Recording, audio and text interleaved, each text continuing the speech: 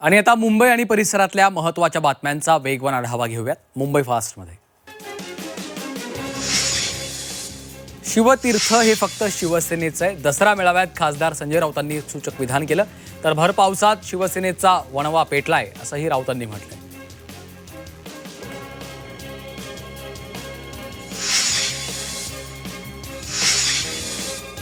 गद्दारांवर चिखलफेकच करणार, गद्दारांची तीच लायकी आहे असं म्हणत खासदार संजय राऊतांनी एकनाथ शिंदेंवर जोरदार टीका केली आहे।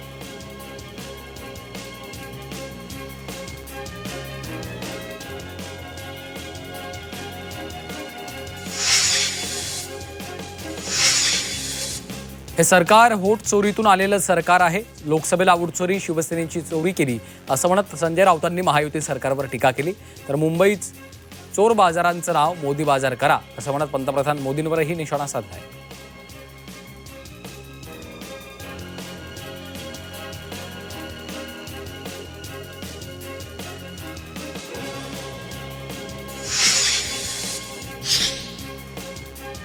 शिवतीर्थावरील दसरा मेळाव्यात उद्धव ठाकरे यांनी उपमुख्यमंत्री एकनाथ शिंदेंचा गाढव असा उल्लेख केलाय।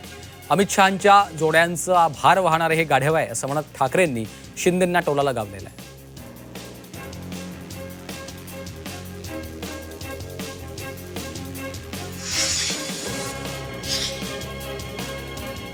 कमळाबाईनं जनतेच्या आयुष्याचा चिखल केला। शिवतीर्थवरील दसरा मेळाव्यातून उद्धव ठाकरेंनी भाजपवर हल्लाबोल केलाय, तर कमळाबाईनं स्वतःचं कमळ फुलवलं म्हणत घणाघात केला।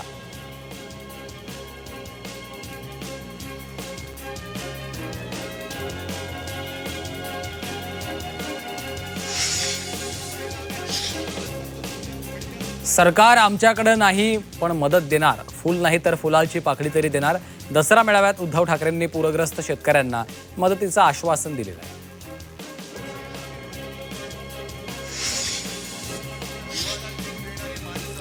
लढणारी माणसं कमी होत चालली आहेत। लेह लडाखला न्याय हक्क मिळालाच पाहिजे। मेळाव्यातून उद्धव ठाकरे यांनी मागणी केली। वांगचूकच्या उपोषणाकडे दुर्लक्ष केलं, जेलमध्ये टाकलं असंही त्यांनी म्हटलं।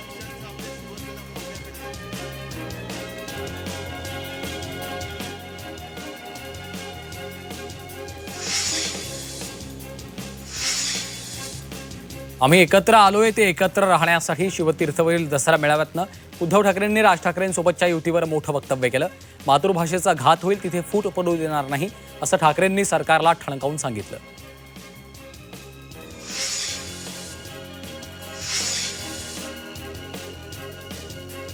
पंकजा मुंडे यांच्या दसरा मेळाव्यात वाल्मिक कराडचा फोटो असणं स्वाभाविक असून धनंजय मुंडे, पंकजा मुंडे आणि वाल्मिक कराड यांचं नाव अविभाज्य असल्याचं सुषमा अंधारे यांनी म्हटलेलं आहे।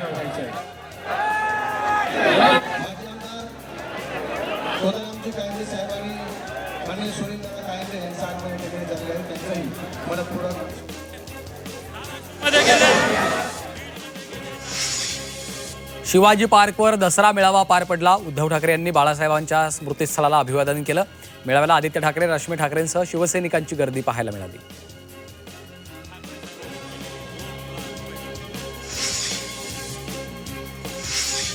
मुंबईवर आदित्य ठाकरेंच्या नेतृत्वात शिवसेनेचाच महापौर बसेल असा विश्वास शिवसेना ठाकरे पक्षाचे नेते सुनील प्रभू यांनी व्यक्त केला। तर 12 कोटी जनतेला माहिती आहे खरी शिवसेना कुणाची असं देखील प्रभू यांनी म्हटलंय।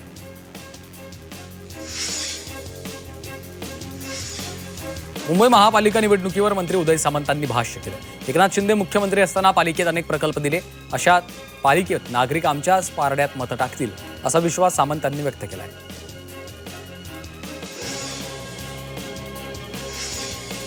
25 वर्ष आमच्या सोबत सत्तेत होते हे टीका करणारे विसरतायत अशी टीका शिवसेना ठाकरे पक्षाच्या आमदार सचिन अहिर यांनी केली आहे। आता राजकारणासाठी ते असं बोलतायत पण ते यशस्वी होणार नाहीत हे देखील त्यांना माहिती आहे असं अहिर यांनी म्हटलंय।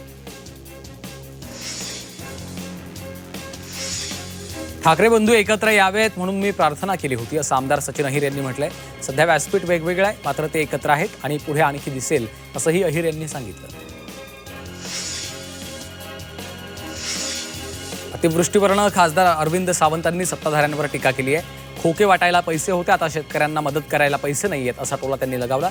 तर शेतकरी उद्ध्वस्त होताना सरकार संवेदनाहीन वागत असल्याचं सावंतांनी म्हटलंय।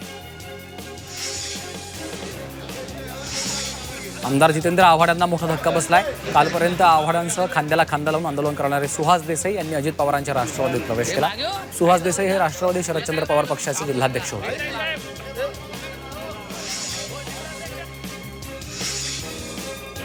नवी मुंबईमधील विमानतळाच्या दिशेनं 6 ऑक्टोबरला मोर्चा काढण्यात येणार आहे. या विमानतळाला दिवा पाटलांचं नाव द्यावं अशी मागणी आहे. मात्र 6 ऑक्टोबरपर्यंत ही मागणी पूर्ण न केल्यास आंदोलनाचा इशारा आगरी समाज आणि भूमिपुत्र नागरिकांनी दिला.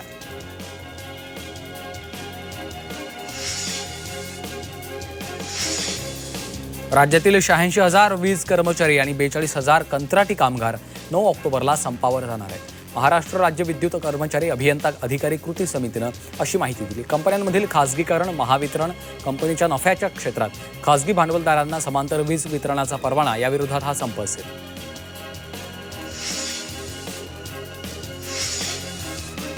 राज्यातील पूरग्रस्त शेतकऱ्यांच्या मदतीसाठी मुंबई कृषी उत्पन्न बाजार समितीमधील माथाडी कामगार आणि व्यापाऱ्यांनी कंबर कसली. शेतकऱ्यांना धान्य पुरवठ्यासह मुख्यमंत्री सहायता निधीकडेही आर्थिक मदत पाठवली जाणार आहे. मुंबई कृषी उत्पन्न बाजार समितीमधील माथाडी कामगार आणि व्यापाऱ्यांकडून मदत करण्यात येणार आहे.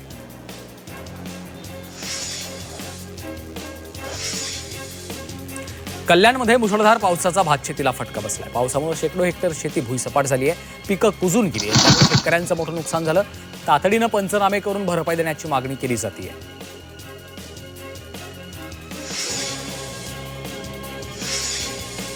मुंबईला पाणी पुरवठा करणाऱ्या 7 धरणात 98% पाणीसाठा जमा झाला. 359 दिवस हा पाणीसाठा पुरेल अशी माहिती महापालिकेनं दिली. गेल्या काही दिवसांपासून पाऊस सुरू असल्यामुळे धरणांमध्ये 14,28,549 दशलक्ष लिटर पाणीसाठा जमा झाला आहे.